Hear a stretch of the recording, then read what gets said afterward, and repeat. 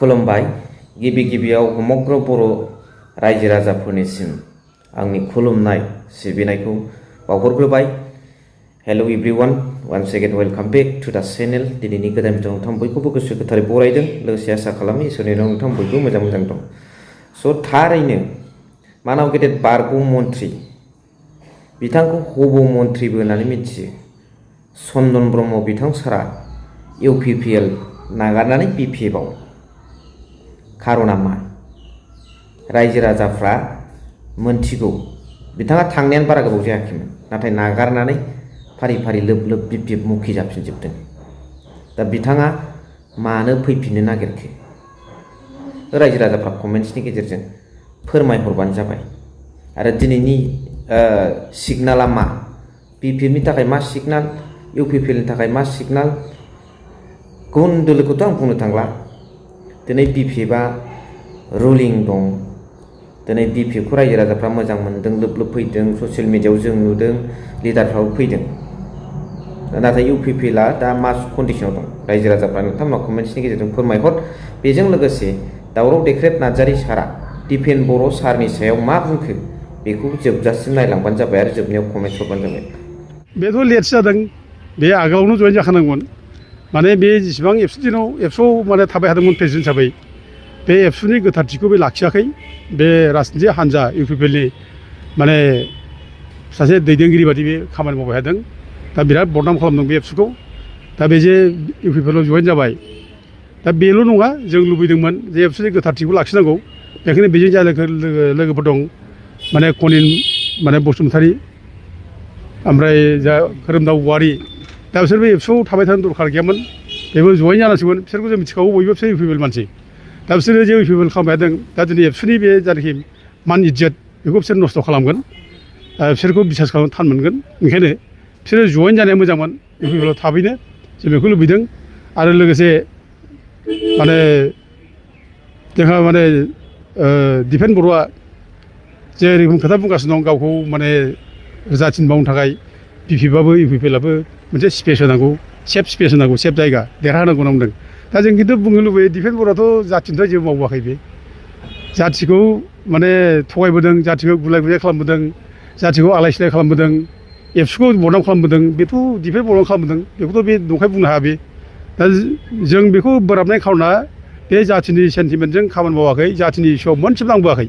बेखायनो जोंखौ बोराबदों।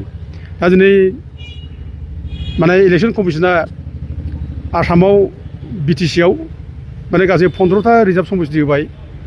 जोङो माने एमएलए समस्ति हरबाय।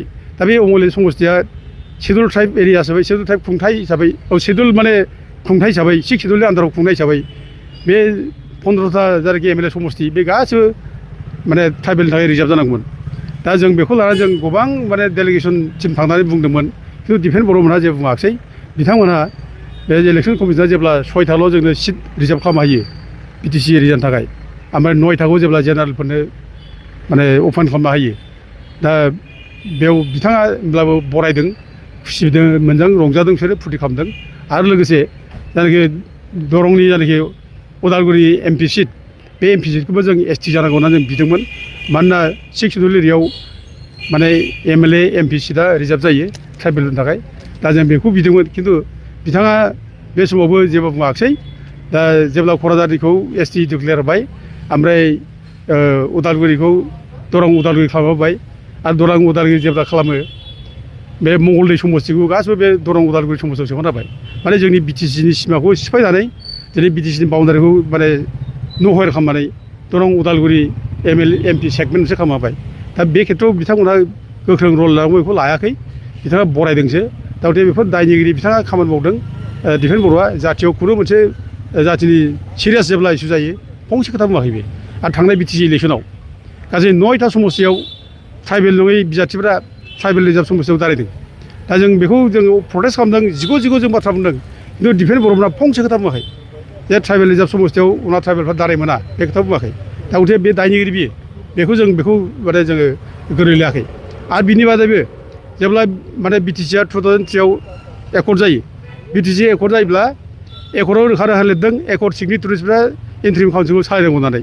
ओमफ्राय एकर्ड सिगनेटरिसफ्रा इन्ट्रिम काउन्सिल सालायनानै बिसोर थाबैनो बाउन्डारि बानायनांगौ ओमफ्राय लोगोसे बिटिसिनि जायनाखि रिजार्भ समस्तिफोर कनस्टिटुवेन्सिफोर बेखौ बायनांगौ होननानै गभर्नमेन्ट अफ इन्डिया एकर्डआव बुंनो हादों दा बेनिखायनो हाग्रामा महिलारिया एकर्ड खालामनानै लाबोनानै एकर्ड सिगनेटारिसफोरखौ लानानै बे इन्ट्रिम काउन्सिल जादों एकर्ड सिगनेटारिस होनबा हाग्रामा महिलारि खाम्फा बरगयारि चन्दन ब्रह्म सब्राम माने बसुमतारी देरहासार बसुमतारीमोन हितेश बसुमतारीमोन बिसोर माने एकर्ड सिगनेटारिस दा गतिके बिसोरखौ लाफानानै बे माने इन्ट्रिम काउन्सिल दादों ओमफ्राय इन्ट्रिम काउन्सिल दानानै बेबो बे माने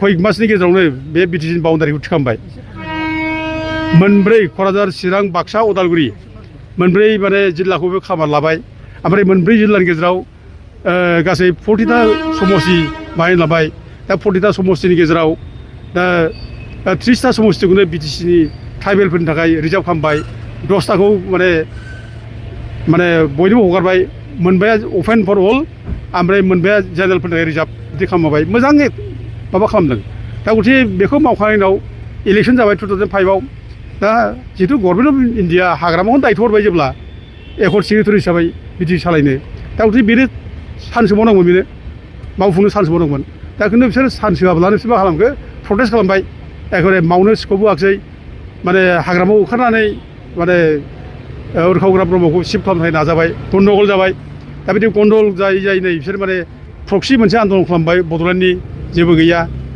जेब्ला एकर्ड जाहां जाहां माबाने एनडिपिजों बेखौ बिसोरो माने आनडिउ एडभान्टेज लानानै बिसोर गावसोरसो एकर्ड खालामनो हागबाय दा बिसोरो बै समाव बड'लेण्ड रायजो मोननोसै होननानै बर' हारिनिफ्राय जाम्बा जाम्बिनिफ्राय थै सहि लादों बिसोरो थैनि सहि गोरिब गुन्द्रा जाम्बानिफ्राय थै सहि लानाय मेम'न्डाम हैदों बिसोरो दा दिनै बे थैनि सहि लानाय मेम'न्डाम हैनायनि उनाव दिनै मा लाबोगो बिसोरो बिटिआर सुक्ति खालामनानै रायजो नांलिया होननानै लाबाय बेसेबां गिदिर अफराद बियो रायजो नांलिया आरो लोगोसे बे बिटिसि मोनखानाय गामि जायनाखि जाहा दंमोन 3059टा गामि बे 3059टा गामिनिफ्रायनो नान ट्राइबेल गामिखौ दानख'नायनि बिसोर एकर्ड खालामनानै लाबाय दा डिफेन्स बर्डना बेनि थाखाय दायनिगिरि दा जों बेखौ जावले डिफेन्स बर्डआव सोंबाय थादों बिथांमोनहा जोंनो जेबो रिप्लाय होनो हायाखै दा दिनै बेफोरखौ बिथांमोनहा रिप्लाय होनांगौ आरो रिप्लाय होनो हायाजासे गावखौनो माने जाथिनि थाखाय मावदों आं माने 25 बोसोर एबसुआव थानाय जाथिनि मावदों बेबायदिब्ला जों बेखौ गनाय हाया दा जों खावलायदों रायजोआव खावलायगोन जे डिफेन्स बर्डआ बर' जाथिखौ थगायबोदों